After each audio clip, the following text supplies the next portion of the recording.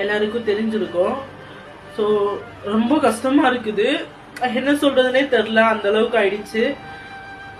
எவ்வளோ உயிர் ஒரு செகண்ட்ல போயிடுச்சு அப்படின்றப்போ ரொம்ப ரொம்ப சத்தியமா இப்படி ஒரு இழப்பு மட்டும் யாருக்குமே வந்துடக்கூடாது.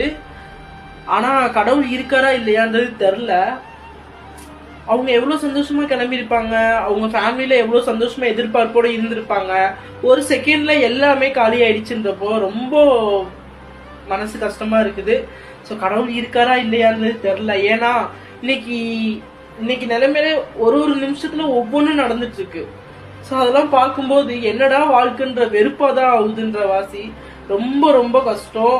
ஸோ அவங்களோட ஆத்மா சாந்தமடைன்னு சொல்லி இறைவனை ப்ரே பண்ணிக்கிறேன். ஸோ நீங்களும் ப்ரே பண்ணிக்கோங்க மக்களே. இது நம்ம என்னதான் நம்ம ப்ரே பண்ணாலும் என்னதான் நம்ம பணமா கொடுத்தாலும் அவங்க ஃபேமிலிக்கு ஈடு கட்ட முடியாத மிகப்பெரிய இழப்பு. ஸோ ரொம்ப கஷ்டமா இருக்குது.